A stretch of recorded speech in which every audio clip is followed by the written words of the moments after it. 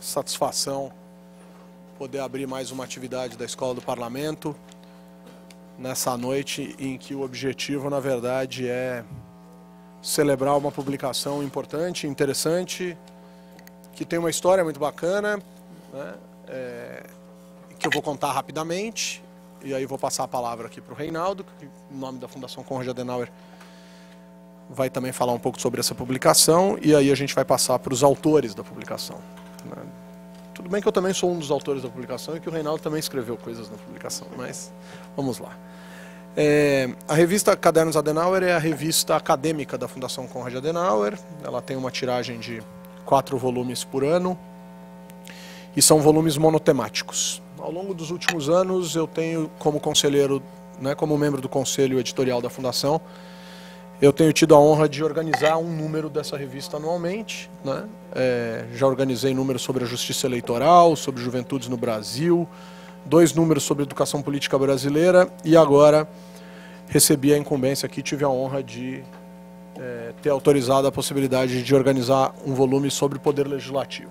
E aí nasce essa publicação que todos têm em mãos, Poder Legislativo sob múltiplos olhares. Só que essa história não se encerra nessa publicação, ela tem um vínculo maior, a despeito de ser uma publicação grande e extremamente relevante.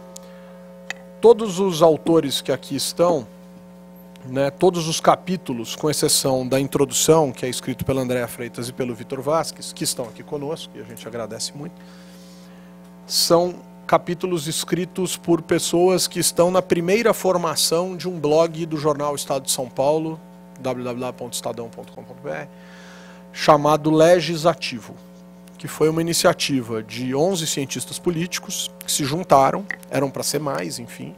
Algumas pessoas convidadas não puderam, enfim, tem suas agendas.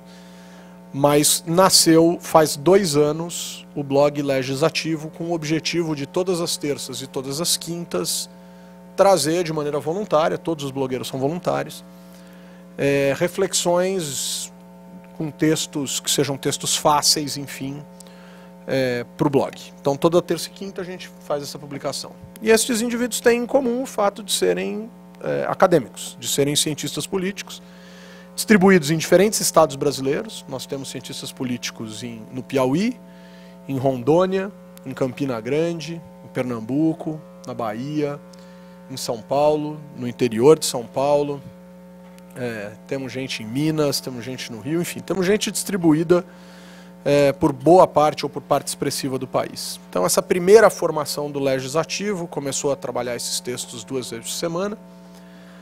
Só para vocês terem uma ideia, o nosso texto recorde é o texto do Leon Vitor Queiroz falando sobre o impeachment, na época do impeachment, enfim, teve mais de 3.500.000 views, então é um texto que foi bastante acessado, até para a própria média do jornal, o que dirá para um blog.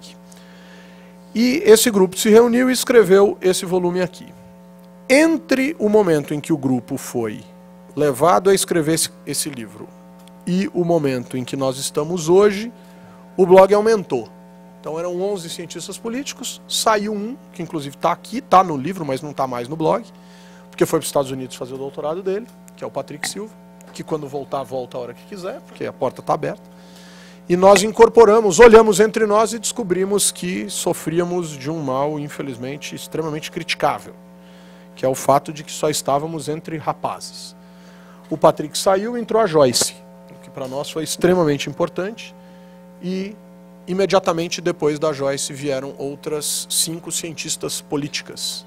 Então a gente tem agora um grupo mais plural, um grupo mais democrático, um grupo mais aberto de pessoas com o objetivo de levar o blog adiante. Então o blog está funcionando, saiu o texto amanhã, tem o texto do Cláudio André, lá de Salvador, falando sobre questões relacionadas às dificuldades políticas que o Brasil enfrenta e coisas desse tipo. Semana passada tivemos 2 textos, o texto do Araré e o texto da Michele Fernandes, lá de Pernambuco, que passou recentemente num concurso de professora substituta em Campina Grande, terminou, está voltando para Recife, enfim. Tem aí uma galera grande escrevendo sobre legislativo.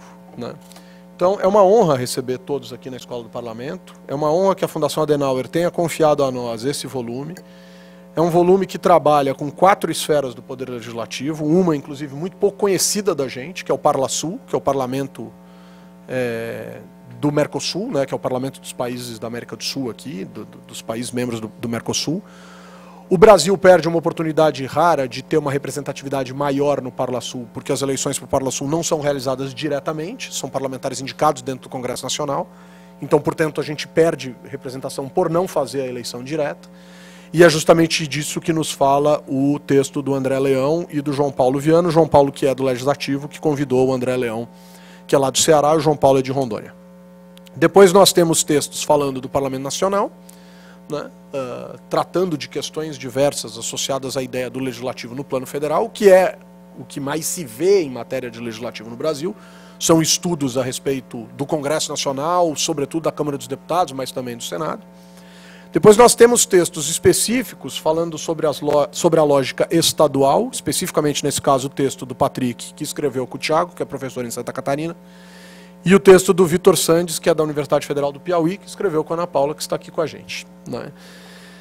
Depois nós temos os textos municipais, e aí são 4 textos municipais, inclusive o Vitor Oliveira está chegando, falando sobre a Câmara Municipal de São Paulo, né? Cooperação, Iniciativa e Controle de Processo Legislativo Municipal de São Paulo. Então, texto especificamente sobre a nossa casa aqui. E depois a gente tem os outros textos falando sobre questões relacionadas ao poder de indicar preferências legislativas de vereadores mineiros, escrito pelo Bruno com a professora Marta, que é da Universidade Federal de Juiz de Fora, e o texto em que a Mayra está aqui representando, que escreveu com o Eduardo Seino sobre escolas do parlamento, que vai ser justamente a última a apresentar para a gente poder retomar e falar um pouco da escola do parlamento para a gente fechar o nosso evento, né? Então, a gente se organizou dessa maneira. Mais uma vez, muito obrigado pela presença de todos vocês, muito obrigado a todos os autores que estiveram aqui. Foi um processo longo, a gente veio discutindo, debatendo e tal. E eu não gostaria de deixar de falar, antes de passar a palavra para o Reinaldo, do texto da Andréia e do Vitor, que abre esse trabalho, falando sobre os estudos legislativos no Brasil. A Andréia tem coordenado grupos de pesquisa sobre o poder legislativo no Brasil. Estudos do legislativo é uma área extremamente importante para a ciência política, né?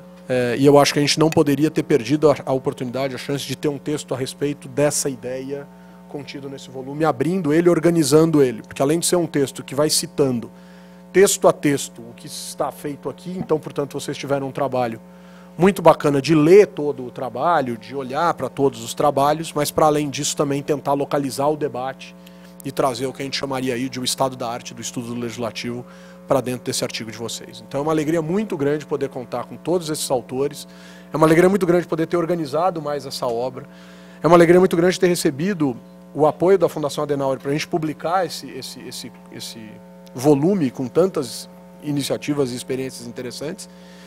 E é um orgulho muito grande receber aqui o Reinaldo e poder realizar esse evento pela Escola do Parlamento, que eu tenho a honra hoje de presidir, né? Aqui na Câmara Municipal de São Paulo, poder trazer esse debate aqui para a Câmara, lançar esse volume, distribuir esse volume como a Adenauer sempre faz com essa revista, de forma gratuita, e destacar e lembrar a todos, sobretudo aqueles que estão nos assistindo pela internet, que este volume é um volume que fica 100% disponibilizado na página da Fundação, sem custo nenhum para os seus navegantes. Então, portanto, todas as revistas Cadernos Adenauer dos últimos anos estão integralmente disponíveis na internet para quem quiser baixar o texto que for, da forma como preferir. Beleza? Então, muito obrigado, sejam todos bem-vindos. Eu vou passar a palavra aqui para o Reinaldo, da Fundação Adenauer, que é o gestor de publicações da Adenauer, que já publicou todo mundo aqui, mais de uma vez, em várias ocasiões, e vai nos oferecer sempre uma palavra muito importante. Obrigado, Reinaldo. Obrigado a todos. Bom, acho que eu que agradeço. Muito boa noite a todas e a todos. Estou aqui representando a Fundação Konrad Adenauer, no momento desse debate, desse lançamento. A Fundação Konrad Adenauer, que é uma fundação política alemã ligada ao CDU, está aqui no Brasil desde 1969 e trabalha a partir de 4 eixos. Primeiro, que é de educação política, procurando trabalhar sempre com parceiros aqui brasileiros junto à preparação de eventos de educação política e também com pesquisas e publicações, como esse Cadernos Adenauer, Além do tema da educação política, trabalhamos também no tema da cooperação internacional, com publicações, eventos. A CAIS organiza a conferência do Forte de Copacabana, que é a maior conferência de segurança internacional da América Latina, e também um outro tema que tem ganho mais importância nos últimos tempos, que é sobre Estado de Direito, direitos humanos. A gente tem desenvolvido mais atividades sobre esse tema e, por fim, sobre política local, né, e desenvolvimento sustentável. São temas com os quais a gente trabalha. O tema da educação política, ele é um dos principais para nós, e eu, pessoalmente, eu estou aqui muito feliz pela oportunidade de estar aqui com todo mundo e com Humberto, com todos os autores. A gente está trabalhando nessa parceria desde 2008, né, Humberto? Cadernos 2 de 2008 sobre eleições municipais.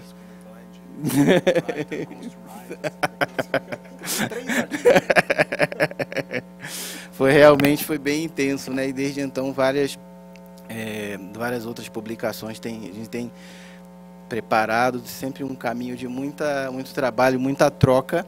E para essa publicação aqui em específico, fica, bom, falando institucionalmente, em nome da Caixa e tal, vem essa questão institucional de agradecer. Agora, eu pessoalmente, como quem estava trabalhando, perturbando todo mundo, trocando e-mail, essas coisas, vem um sentimento específico de muita gratidão por todo o empenho de todo mundo, do Humberto aqui organizando, perturbo pra caramba o Humberto.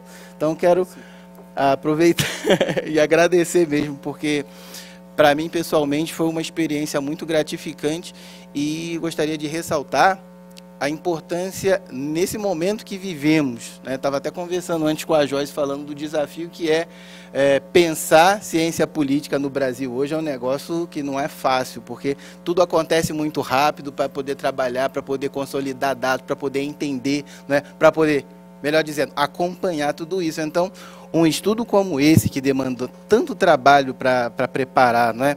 E ele tem esse potencial de poder colaborar nessas discussões para a gente poder minimamente se situar nesse vendaval de tanta coisa que está acontecendo. Então, gostaria de registrar aqui um muito obrigado mesmo, muito obrigado a todos vocês, né? E para vocês que estão aí recebendo o caderno, ficar boa leitura para vocês. E como o Humberto falou, a maior parte das publicações da série Cadernos Adenauer e de outras também, fora a série Cadernos, estão disponíveis no site. E tem os outros mais antigos que estão lá guardadinhos, daqui para o final do ano eles devem estar no site também. E para concluir, Humberto falou aqui até, né, desse Cadernos ligado com esse grupo aqui, e fica a expectativa, né, Humberto, de que a gente possa estar juntos aí trabalhando e pensando em novas pesquisas, novas discussões para fazer a democracia avançar. Então, é isso. Muito obrigado. Bom, vamos organizar as nossas falas aqui. Chegou agora o Vitor Oliveira. Lembrando que desse time do Legislativo, a gente ainda tem aqui a Mônica Sodré, está com a gente aqui hoje. Muito feliz. Obrigado, obrigadão. Bom, o que a gente combinou entre nós aqui é que cada um dos autores teria algo como 15 minutos para falar um pouco sobre aquilo que trouxe, que escreveu, enfim. E eu vou seguir a ordem relacionada aqui à questão das esferas, enfim. O texto do Parlasul não está conosco hoje, que é o João Paulo, mas eu vou começar com a Andréia, né, e com o Vitor, que escreveram aqui, o Vitor Vasques, que escreveram o primeiro capítulo, que é a apresentação, né, dessa obra. Extremamente bacana. Obrigado, Andréia. Obrigadão. Bom, eu vou porque eu odeio ser a pessoa que fala 20 minutos a mais. E se eu começar a falar, eu posso falar 20 minutos a mais. Então o celular me avisa daqui a pouco que está na hora de encerrar. Porque afinal a gente poderia ficar falando o resto da vida sobre o Legislativo.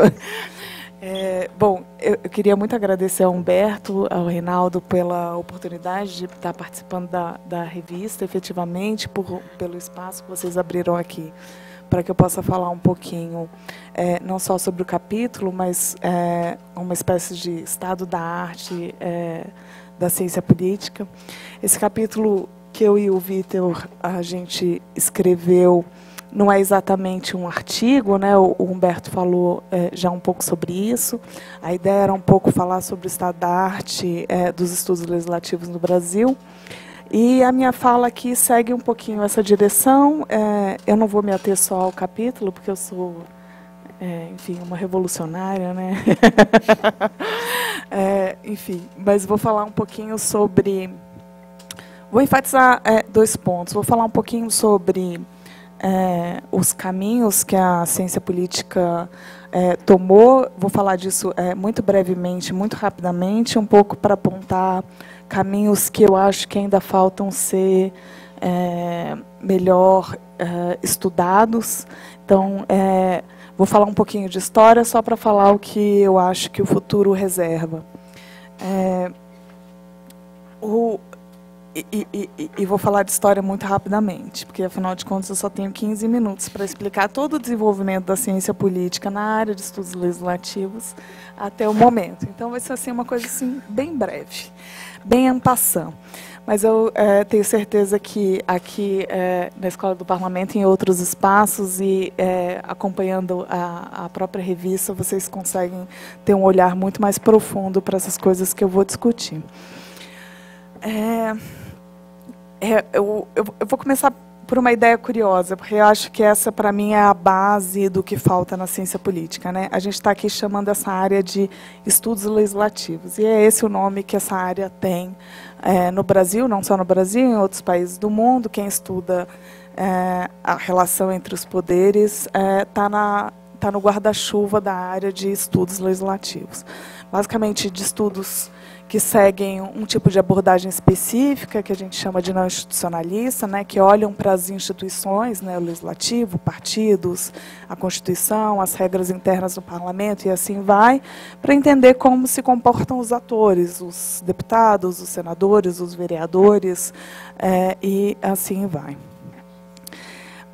Embora essa área tenha esse nome de estudos legislativos, no Brasil em especial, ela acabou se concentrando muito mais no poder executivo do que propriamente no legislativo em si. Esse é um dos pontos que eu queria apontar, porque, na minha opinião, grande parte da cegueira da ciência política está diretamente relacionada ao fato da gente entender muito pouco ainda como o legislativo funciona, embora tenha aí muita coisa escrita sobre... nesse guarda-chuva da área de estudos legislativos. Essa concentração no poder executivo, ela tem uma lógica, ela não é desprovida de lógica, né? Quando, lá na Constituinte, não se assustem, eu não vou contar todo o processo etapa por etapa, mas quando lá em 88, na Constituinte, no processo de transição democrática, a ciência política começou a se profissionalizar, ela já existia no Brasil, já era relativamente organizada, mas acho que ali, no pós-democratização, você tem um grande impulso de trabalhos, em especial nessa área de estudos legislativos, e acho que a gente ganha corpo enquanto ciência a partir desse momento, a partir da transição para a democracia. E é nesse período aí que a ciência política ganha força, muito, inclusive, por conta do seu engajamento. Engajamento aqui é literal, né? Havia, dentro da ciência política, uma defesa, um pensar muito consistente e dedicado a entender que tipo de instituições promoveriam a estabilidade da democracia. Esse era o grande objetivo na época, obviamente, né?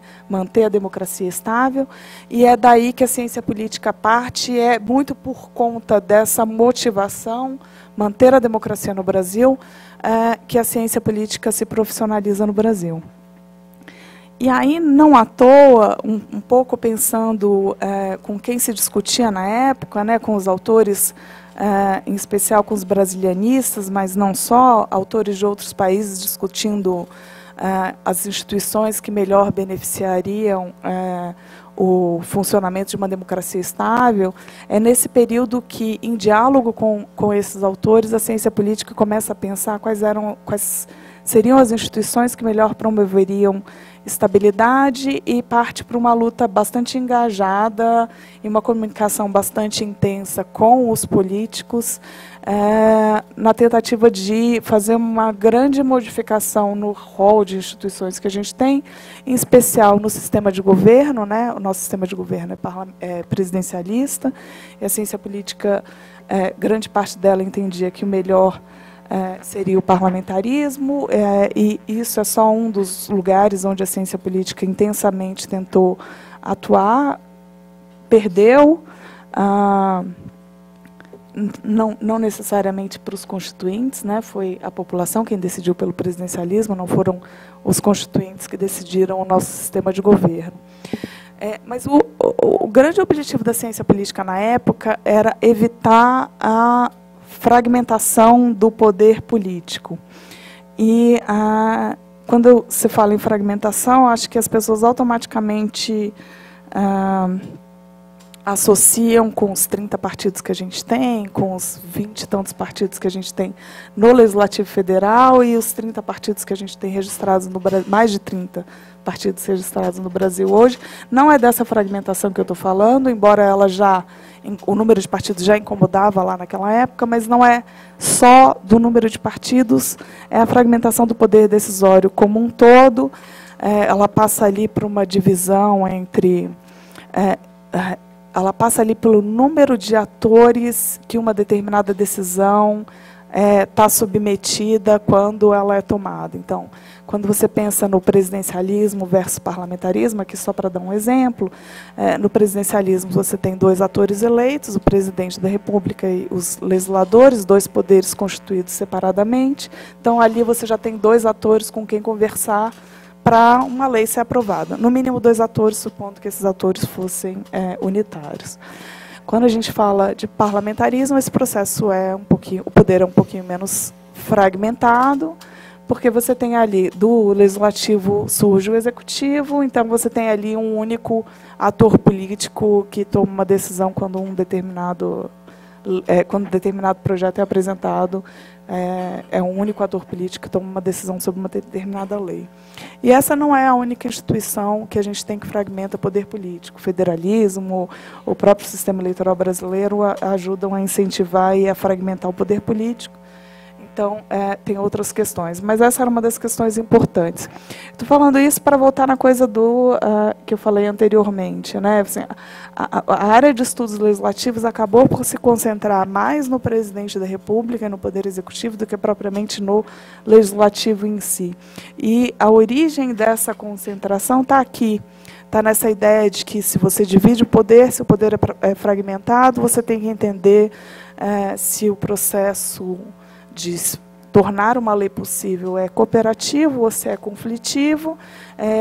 Presidencialismo seria um pouco mais conflitivo do que em parlamentarismos, e, por isso, a ciência política acaba se concentrando no executivo, para entender o quão fácil ou quão difícil é o processo do executivo aprovar a sua agenda no legislativo, do que propriamente no poder legislativo. Acho que essa cegueira em relação ao legislativo começa nesse lugar. Começa quando a ciência política elege como mais importante entender se o presidente tem um caminho fácil rumo à governabilidade ou se o presidente tem um caminho difícil rumo à governabilidade. Agora vem um momento que eu vou resumir a história. Que basicamente o que se encontrou a partir de inúmeras pesquisas que o presidente é relativamente bem-sucedido, bem-sucedido comparado com outros países do mundo, é bem-sucedido comparado com países parlamentaristas, é bem-sucedido comparado com países presidencialistas. Mas, mesmo descobrindo que o presidente é bem-sucedido, a gente ainda se limita a entender como exatamente o presidente é bem-sucedido. Quais são as ferramentas à disposição do executivo para que ele seja bem-sucedido como você constrói a governabilidade, o que significa formar uma coalizão e quais são os mecanismos que o presidente tem para manter essa coalizão unida ou não, e assim vai. O olhar para o legislativo vem sempre do presidente, dessa relação que se estabelece entre os dois poderes. Isso de um lado. De outro lado, eu acho que, e eu vou voltar nesse ponto daqui a pouco, mas do outro lado, tem um olhar específico que se dá aos partidos políticos e a maneira como, de novo, se pensa a questão da fragmentação do poder político. Não sei se eu cheguei a falar isso, mas bom, a ideia é que embora seja construída a partir de estudos bastante complexos, infinitos estudos, não é um só também, a ideia, no fundo, é bastante simples. Você fragmenta o poder, você tem mais gente tomando as decisões ficam mais difíceis e mais complexas. Não é nada diferente disso. Se você tem 2 pessoas para tomar uma decisão, é mais fácil. Se você tem 5 pessoas, é mais difícil. Como na vida, não faz nenhuma diferença. De novo, também preocupado com essa questão da fragmentação do poder político, um outro olhar, um outro lugar muito importante para a ciência política são os partidos políticos. Os partidos políticos seriam um lugar bastante óbvio, independente do número que eles tivessem, dado que em sistemas representativos são eles que fazem toda a organização do processo eleitoral e toda a organização dos processos legislativos. Então, são o meio de comunicação, a passagem entre... por meio deles que se dá a representação, né? Em teoria, eles fazem a comunicação entre eleitores e Estado. Então, óbvio que partidos políticos são um lugar importante para a ciência política. Mas a ciência política no Brasil olhou para os partidos a partir de uma ótica,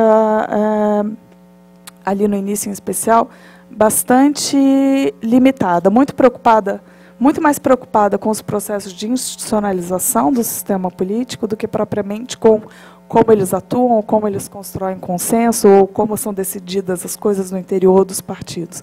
Isso é bastante curioso e também é reflexo desse processo de transição democrática. Como a gente estava ali em 1980, início dos anos 90, uma democracia bastante recente, a preocupação da ciência política se constrói basicamente em entender se esse sistema está se institucionalizando. Né? Se institucionalizar aqui significa ter um sistema estável o suficiente para garantir a continuidade da democracia. Do mesmo jeito que entender se o presidente tem governabilidade ou não, está diretamente relacionada com essa estabilidade do sistema democrático. Esse olhar para a institucionalização do sistema, ela se dá de várias formas, mas basicamente a pergunta que dominou ali a década de 90 é qual é o grau de espraiamento dos partidos nacionalmente, né? Eles são nacionalizados, ou a gente tem partidos regionais, e assim vai, e qual é a ligação que esses partidos têm com os eleitores, e aí num olhar muito restrito, num olhar a partir do quão estáveis são as preferências dos eleitores, um olhar de... os eleitores sistematicamente votam nos mesmos partidos, ou os eleitores flutuam de um partido para outro, né? Qual é o grau de volatilidade do sistema político, é o nome que a gente dá para isso. De novo, não passa muito por como são construídas as decisões entre outros partidos, como se escolhem candidatos, como se chega a um comportamento disciplinado no legislativo e assim vai. A preocupação é bastante superficial e muito voltada para problemas relacionados à ideia de estabilidade. Esses dois lugares onde a ciência política se concentrou, muito preocupada com essa questão da estabilidade, de certa forma atrapalharam o entendimento do que era a democracia mais propriamente dito. Estava mais preocupado com uma ideia de estabilidade, e o significado dela é muito superficial, né? Aprovação da agenda do executivo, regularidade das preferências dos eleitores. do que propriamente com o funcionamento das coisas.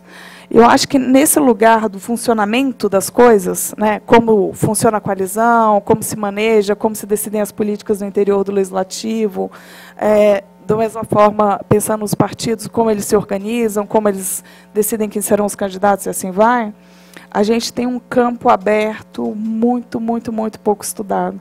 E isso parece meio... Quando você fala em voz alta, parece meio trivial, assim. Parece meio surpreendente que a ciência política se concentre tão pouco em como e fique olhando tão superficialmente só para os dados e para as evidências que são quase dadas. Acho que, indo aí para o lugar... para o lugar que eu acho que é o lugar da minha fala hoje, assim, um pouco de abertura de caminhos, o que ainda falta e o que era importante pensar, eu acho que, fundamentalmente, a gente precisa começar a pensar como. Acho que a ciência política acaba esbarrando num... Eu vou me incluir nisso, para não ficar muito ruim. A gente tem uma certa preguiça. Os dados de disciplina, os dados de volatilidade são dados relativamente fáceis. Relativamente fáceis de serem localizados, relativamente fáceis de comparar esses dados com dados de outros países. Então, fazem uma conversa relativamente fácil. Acho que está na hora da gente ser mais ousado, buscar dados mais difíceis e tentar responder perguntas mais difíceis, tentar dar significado ao que é a história da democracia, pensar menos na estabilidade da democracia. A gente não precisa mais pensar nisso, certo? Boa polêmica, bom ponto. Pensar menos na estabilidade de algo e mais entender o que a gente gostaria que fosse estável. E aí, pensando um pouco sobre isso, acho que o número da revista é bastante interessante, porque traz várias dessas discussões que são muito pouco usuais à ciência política. Primeiro, começando com o que o Humberto falou, né, assim, grande parte da ciência política se concentra no olhar para Brasília. Que é super importante, eu sou uma delas, eu praticamente só olho para Brasília. Eu nasci em Brasília, então eu posso. Eu posso olhar para Brasília, eu tenho legitimidade.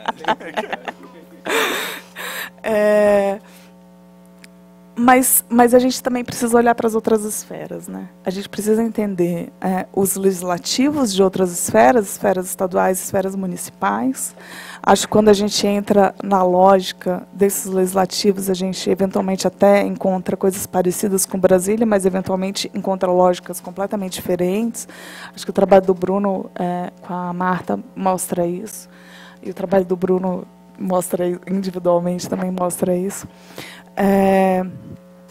Mas a gente precisa entender melhor como funcionam as esferas estaduais, como é a relação entre os poderes em nível estadual. A gente precisa entender, mas também não é só isso, e também não basta olhar para essas esferas sem pensar no que elas têm de próprio. Não basta olhar para a Câmara Municipal de São Paulo tentando buscar a Câmara Federal. Não devia ser essa lógica, ainda que esse parlamento seja um parlamento relativamente grande comparados aos outros parlamentos e dos municípios no Brasil. É importante pensar nas câmaras a partir da lógica das câmaras, né? As câmaras não fazem o tipo de política que se faz na arena federal e não se espera delas que elas façam, não faria sentido que elas fizessem, certo? E eu acho que o mesmo vale para a arena estadual, mas eu acho que não é só esse olhar, eu acho que a gente precisa de um olhar para um andar abaixo, para um nível abaixo, né? A gente a ciência política tende a se concentrar profundamente nessa dinâmica do plenário, na dinâmica do que acontece ali, e o que acontece ali é uma etapa muito final do processo de tramitação de um determinado projeto. A gente olha muito pouco para outras esferas dentro do legislativo, e as decisões são construídas na base da negociação, e deveriam ser construídas na base da negociação. Essa negociação não acontece no plenário. Essa negociação começa, eventualmente, antes do projeto chegar dentro do legislativo, e se estende ao longo de todo o processo, passando ali, em especial, pelas comissões. E, comparado, eu imagino que os estudos sobre comissões, por exemplo, no Brasil, devem representar uma porcentagem insignificante dos estudos sobre o legislativo no Brasil, o que é bastante chocante, porque grande parte do processo acontece no interior das comissões. E se sabe muito pouco sobre isso. Se sabe muito pouco, consequentemente, sobre como o consenso para chegar na aprovação de uma determinada matéria é construído. Isso, enfim... ele atrapalha, né? Já falei 20 minutos. Viu? Falei que eu precisava do relógio. Bom, eu vou encerrar. Vou encerrar falando uma última coisa. A outra coisa que a gente precisa pensar, e pensar com uma certa urgência, é como os processos são construídos no interior dos partidos. A gente também sabe muito pouco sobre como se chega a decisões no interior dos partidos. E muito pouco das especificidades de cada partido, porque também é esperado que cada partido tenha comportamentos diferentes na hora de se estruturar e na hora de se organizar. Eu acho que esse também é um outro lugar para o qual a ciência política precisa olhar, e precisa olhar com carinho. Enfim, eu tenho a sensação que a gente estuda, ainda tem muito a estudar, o que é ótimo, porque a gente precisa disso, né? A gente precisa, inclusive, dessa vitalidade no tipo de trabalho que a gente escolheu. Mas eu acho que está na hora da gente fazer perguntas mais ousadas. Essa brincadeira. Obrigada. Excelente. Muito bom, muito bom. Bom, pessoal, Andréia Freitas, professora da Unicamp. Inclusive, ao citar o Bruno, citou o seu orientando, né, de doutorado, que escreveu com o Vitor Vasquez essa apresentação. Bom, vou passar a palavra para o Lucas Ambrósio. Lucas tem uma apresentação, né? Isso. E eu vou dar uma cronometrada, hein? Senão a gente não consegue atender aqui os nossos presentes. A gente vai ter uma ajuda aqui de... Se quiser ter o controle, assim, é só apontar ali para a cabine. Legal. Né? Mas a apresentação do Lucas está aí. Maravilha. Vamos lá. Lucas, que escreveu o Presidencialismo de Coalizão no Brasil em parceria com a Fernanda Lima e Silva. Obrigado, Lucas. Fique à vontade. Boa noite a todos. Primeiro, gostaria de agradecer a oportunidade de estar dividindo essa mesa com colegas do grupo, a oportunidade também de estar publicando, né? Nesse sentido, a gente agradece a Fundação Conrad pelo apoio, né, para fazer com que esse trabalho chegue a mais pessoas, né, está disponibilizando a revista. Agradeço também a todos que estão aqui presentes, né, para debater esse tema. Acho que é um tema bastante interessante da gente se pensar nesse momento de que muitas coisas estão sendo transformadas, um momento de transformações, de rupturas de alguns padrões. E uma coisa muito interessante, até na linha do que a Andréia colocava, é que boa parte dos pesquisadores que estão aqui representam uma nova geração de estudos desse tema e já avançam para uma agenda aí mais, acho que será a agenda dos próximos anos, como a própria Andréia colocou, uma agenda muito mais preocupada, né, com o como as coalizões são formadas no Brasil e quais as implicações desse processo. Nesse sentido, esse trabalho que eu queria apresentar aqui para vocês hoje, ele busca responder uma parte dessa questão, né? A Andréia tem um trabalho brilhante que responde a outra parte, né? Quais as implicações da formação de coalizões sobre a agenda legislativa, sobre os conflitos, né, dentro do legislativo e como esse suposto sucesso, né, das últimas décadas, pelo menos até 2 anos atrás, do presidencialismo de coalizão em aprovação das matérias legislativas pelos presidentes, como essa visibilidade desse relativo sucesso que teve o governo Fernando Henrique, governo Lula, governo Dilma e uma parte do seu governo, escondeu alguns conflitos que acontecem no âmbito do legislativo, fundamentalmente nas comissões, né, do legislativo, mas há uma outra parte também que tem sido sistematicamente negligenciada pela nossa ciência política, que busca olhar o quanto essas coalizões têm fragmentado o executivo e transferido uma parte desses conflitos, que tradicionalmente são conflitos do parlamento, para dentro do executivo, né. Então, esse trabalho busca iluminar um pouco essa outra parte, né, olhar do ponto de vista do executivo o quanto nos últimos anos, o nosso presidencialismo de coalizão tem fragmentado o legislativo e translocado, né, uma parcela dos conflitos que se dariam na arena parlamentar para a arena do executivo. Então vamos os slides aqui, pretendo ser breve. Basicamente, pessoal, acho que o artigo tem várias ideias e aí eu busco desenvolvê-las melhor. Aqui eu gostaria apenas de trazer 5 ideias, trazer de maneira bastante sintética, acho que resume um pouco a argumentação do texto. A primeira ideia que eu queria apresentar para vocês é de que nós teríamos um legislativo potencialmente fragmentado, né? Em tese, as estruturas institucionais apontariam para isso, como uma série de estudos apontam, essa fragmentação ela não se manifesta, não tem se manifestado nas últimas décadas no legislativo, mas a grande ideia central desse artigo é a de que os processos de nomeações políticas dentro do executivo, eles transferem diversos desses elementos de conflito para dentro do executivo, uma vez que todos esses distintos partidos políticos, de distintas posições político-ideológicas, eles vão para dentro do executivo, né, e têm assento dentro do executivo. Isso no Brasil é muito forte, né, e aí eu queria até comparar também o Brasil a outros países, né, de onde essa literatura sobre politização, né, a literatura sobre nomeações de cargos políticos no interior do executivo se desenvolveu, até diferenciar um pouco do Brasil. Depois eu apresento a ideia de que as nomeações são um forte recurso de poder do parlamento sobre o executivo no Brasil, diferentemente de outros países, e entre outros processos, né, esse é um dos principais elementos que tornam o executivo, e tem tornado o executivo nos últimos anos, uma grande arena de conflito, uma arena de conflito cada vez maior. E os desdobramentos, né, dessa fragmentação crescente do executivo acende, né, ao que nós chamamos de uma necessidade maior de coordenação, de ferramentas de coordenação, para que o executivo consiga chegar numa posição mais coesa.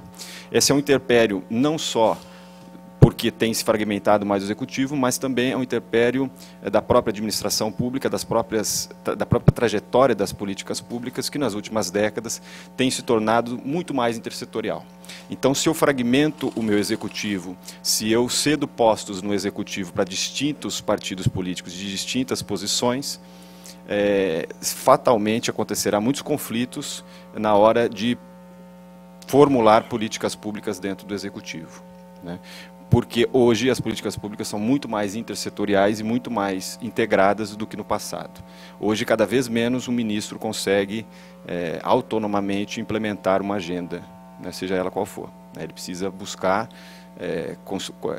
negociar, barganhar essa agenda e, principalmente, esse jogo de conflitos e formação de consenso, já nos próprios, dentro do executivo, entre os próprios ministérios. E aí a ideia era apresentar um pouco de um caso recente, né, do programa Minha Casa Minha Vida, vinculado ao PAC, mostrando que o PAC foi uma experiência recente de dar maior coordenação, a princípio uma coordenação mais forte, né, e mais rígida do executivo sobre os distintos gabinetes, né, dado esse cenário de aumento de fragmentação, aumentou-se as ferramentas de coordenação, principalmente do tipo de coordenação mais centralizada. Então, para levantar um pouco essa ideia de que o legislativo no Brasil seria potencialmente hiperfragmentado, né, não só porque, comparado ao Brasil a outros países do mundo, o Brasil tem muitos partidos políticos com assento no Congresso, mas o Brasil é um dos partidos não só tem muitos partidos, mas tem partidos com muita representação. Né? Tem muitos partidos com representações significativas dentro do Congresso. Esse é um esquema que a gente utiliza para mostrar. Né? Acho que não dá para enxergar muito bem, mas o primeiro ali é o Brasil. E ali embaixo eles traz o dado de quantos partidos, o quão representa os dois maiores partidos no parlamento, o quanto eles representam do parlamento. Né? No Brasil, os dois maiores partidos, esse é um dado de 2016, representavam apenas 26% do parlamento. Né? Mesmo se comparar a outros sistemas, como o argentino, onde você tem mais partidos dentro do Congresso, mas você tem muitos partidos grandes e médios. Né? Lá, os 3 maiores partidos têm a maioria do parlamento. No Brasil, você precisa de um número muito grande de partidos para montar a maioria, principalmente se for maioria qualificada, né? Como no Brasil. Um outro elemento, né, é que não só o nosso sistema tem bastante partidos significativos, com significativa representação, mas nós temos também um processo que aumentou de fragmentação crescente dentro do parlamento, né, do ponto de vista dos partidos. Esses aqui são alguns dados das últimas 5 legislaturas do Parlamento Nacional. Aqui eu coloco quantos partidos seriam necessários, né, para se montar maioria simples e maioria qualificada em cada uma das legislaturas. Em 98 se conseguiriam montar maioria simples com 3 partidos e qualificada com 4. Depois esse número foi de 4 para 4. Depois, em 2006, foi 4 e 5, depois foi 4 e 6, e depois foi 5 para 7. Né? Então, crescentemente, precisa-se de um número cada vez maior de partidos para se governar, para se ter maioria, né? Principalmente maioria qualificada. Um outro desdobramento disso, e aí o que eu coloco, é como a importância das nomeações políticas transferem esses conflitos, essa fragmentação que, em tese, se daria dentro do parlamento para dentro do executivo. Isso se reflete nas nomeações dos ministérios. Aqui é um quadro que nós fizemos de 3 do último governo Lula, o governo Dilma I e o segundo governo Dilma, no qual nós tínhamos, no primeiro governo Lula, 7 partidos com gabinetes ministeriais. Né? No 2012 nós tínhamos 8, e o governo Dilma termina com 10 partidos com gabinetes ministeriais. Esses números, eu não coloquei os números aqui dos governos Fernando Henrique, mas só apontam a continuação dessa trajetória. No governo Fernando Henrique, quando ele começou, ele tinha apenas 5 partidos. Né, e com os 5 partidos se conseguia ter maioria qualificada. Como eu coloco nessa tela, que essa fragmentação não é só do ponto de vista de muitos partidos, mas são partidos que pensam muito distintos. Né?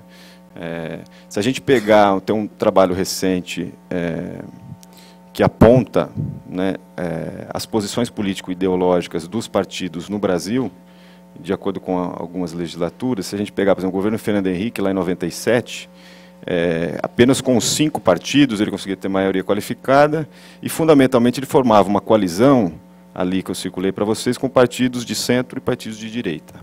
E isso dava a ele mais de 60%, dava a ele maioria qualificada, pegando apenas partidos da faixa da direita do espectro ideológico brasileiro.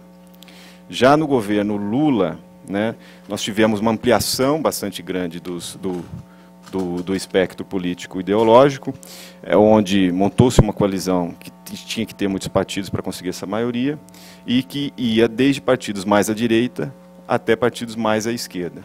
Né, e basicamente estavam nas coalizões desde o segundo partido mais à direita até o segundo mais à esquerda. É uma coalizão não só de muitos partidos, mas partidos bastante heterogêneos. Um ponto que eu gostaria de chamar a atenção para vocês é que essa literatura, que trabalha, já é uma literatura bastante desenvolvida no exterior, em geral é uma literatura que está sendo incorporada pela literatura brasileira, pelos estudiosos do Brasil, mas, na minha opinião, sem o devido cuidado. Né? Em geral, quem aponta os estudos de de nomeações políticas, né, na literatura internacional, eles dos elementos centrais da argumentação desses autores é mostrar que os cargos de nomeação política do presidente são um importante ferramenta, um importante instrumento de poder do presidente sobre a burocracia, sobre os servidores dos ministérios e tudo mais. É uma ferramenta do presidente controlar a sua burocracia, né? Quando a gente vê o processo que acontece no Brasil, fundamentalmente nós temos que um número bastante grande de cargos em comissão, onde esses cargos não necessariamente representam preferências do presidente, mas representam também, além de preferências do presidente, preferências dos partidos da coalizão, muito vinculado, né, às preferências do âmbito do parlamento. Então, se na literatura internacional a nomeação de cargos dentro do executivo é um importante instrumento de poder do presidente sobre a burocracia, nós defendemos que aqui no Brasil ele é também e mais, né? É também um instrumento de poder do presidente sobre a burocracia, mas também é um instrumento importante de poder do parlamento sobre a burocracia, uma vez que muitas dessas lideranças partidárias, né, de distintos partidos, têm assento e fazem indicações dentro do legislativo, do executivo. Aqui são algumas listas, né, de recursos de poder que a gente encontra na literatura internacional. Aqui é uma comparação com os Estados Unidos. Basicamente, nos Estados Unidos, o principal instrumento de controle do parlamento sobre a burocracia é o orçamento. No Brasil, esse instrumento também é muito importante, mas também é importante esse instrumento de nomeações políticas dentro do executivo. É um elemento adicional pelo fato de que no Brasil, como se tem, e mesmo comparando a literatura internacional, um número bastante grande de cargos de nomeação, de livre nomeação do presidente, esse processo todo torna o executivo uma grande arena de conflito, né? Então, esse processo de fragmentação crescente tem transformado o executivo cada vez menos num ator e cada vez mais em um conjunto de atores que estão a todo tempo disputando agenda, disputando espaços e com opiniões bastante diferentes. Basicamente, aquilo que seria um ator unitário, muitas vezes olhado pela ciência política como um ator, né, ou executivo, na verdade seria mais uma torre de Babel do que um ator. E basicamente, então, só para concluir, eu até faço uma argumentação maior em torno disso no trabalho, mas aqui acho que não faria muito sentido, de mostrar que essa fragmentação forte que se deu no interior do executivo, ela pressionou pela construção de mecanismos de coordenação. Acho que o maior expoente, né, dessas tentativas de dar maior coesão e maior capacidade de coordenação sobre o executivo tenha sido o PAC, né, onde os ministros, né, e seus ministérios, eles, em troca de conquistar prioridade na agenda governamental, visibilidade através dos programas e imunidade a contingenciamento dos seus recursos, né, os recursos do PAC até o governo Dilma, eles não tinham contingenciamento, eles não eram cortados. Então, essa era uma agenda muito interessante para os ministros, mas, do outro lado, esses gabinetes ministeriais eles tinham que ceder poder, né, em detrimento de um processo decisório muito mais centralizado nos órgãos centrais da Presidência da República, um monitoramento muito rígido e constante dos órgãos centrais de governo, dos ministérios mais fortes da Presidência da República, sofrer, né, com regras rígidas e diversos... E aí, então, foram mobilizados diversos recursos de coordenação, diversos órgãos colegiados, instrumentos e ferramentas de monitoramento, de acompanhamento, inclusive ferramentas públicas, né, de acompanhamento e tudo mais, que buscavam, de certa maneira, fazer com que os ministros cedessem poder para que se tivesse mais coordenação, né, e acho que um dos desdobramentos disso, né, como a gente vê, né, nessa crise, um processo de fragmentação crescente, e por um lado e do outro lado, né, o governo tendo que ceder mais espaço para os partidos e, do outro lado, o próprio governo também enrijecendo no controle a esses partidos e esses gabinetes através desses programas e dessas ferramentas de coordenação. Então, você puxava de um lado e do outro, foi uma tensão crescente aí nesse sentido. Então, acho que é um pouco disso, depois a gente dá a volta para o debate. Muito obrigado. Muito bom. Muito bom, Lucas. Muito bacana, muito bom. Falar sobre o trabalho da Joyce, não sei antes como destaquei a presença da Mônica do Legislativo, dizer que a Marina Merlo também está aqui. Né? Muito bom, Marina. Obrigado. Obrigadão. A Joyce, que arrumou uma parada dura, né? Além dela escrever sobre uma coisa difícil, ela arrumou um companheiro de artigo difícil. Né? Então, vou passar a palavra para a Joyce. Muito bom, Joyce. Obrigado.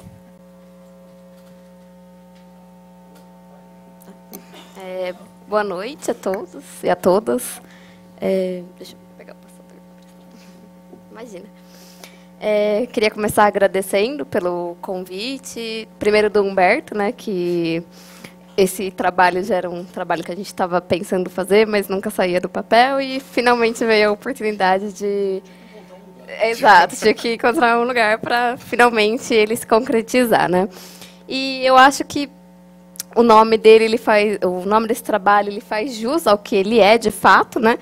Porque ele é bem uma análise exploratória que eu acho que parte de uma inquietação tanto minha quanto do Humberto, de que, e que a Andrea também aqui comentou um pouco, de que os estudos, ainda há poucos estudos que tentam conectar a esfera federal com a esfera municipal, com a esfera estadual. E esse artigo nosso, ele tenta dar um primeiro passo nesse sentido.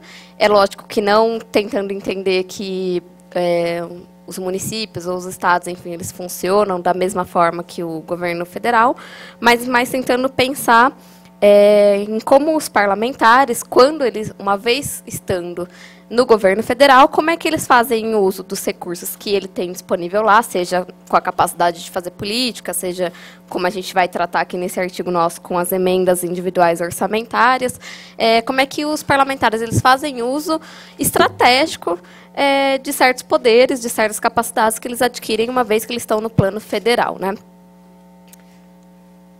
Então, o nosso objetivo principal aqui nesse artigo, ele foi principalmente o de tentar entender qual o uso que os parlamentares fazem das emendas individuais orçamentárias e saindo um pouco da visão tradicional dessas emendas, que acho que até é um pouco perigoso falar isso aqui agora, né? Mas essas emendas, elas geralmente são vistas como uma moeda de troca do executivo, né? Comprando o apoio dos parlamentares. Então, esse nosso artigo está tentando se desvencilhar um pouco dessa visão, tentando explorar outras possíveis explicações e usos para essas emendas. E também, um outro ponto de partida desse artigo é tentando pensar as coligações municipais como uma proxy, né, uma tentativa de entender como é que os partidos eles estão entrando nos municípios, né, de como os partidos estão tentando se fortalecer ou se fazer presentes nas arenas municipais. Então, a gente vai tentar conectar um pouquinho esses dois aspectos nesse artigo, né? Bom, a gente, nesse artigo, a gente construiu algumas hipóteses, né, o nome fala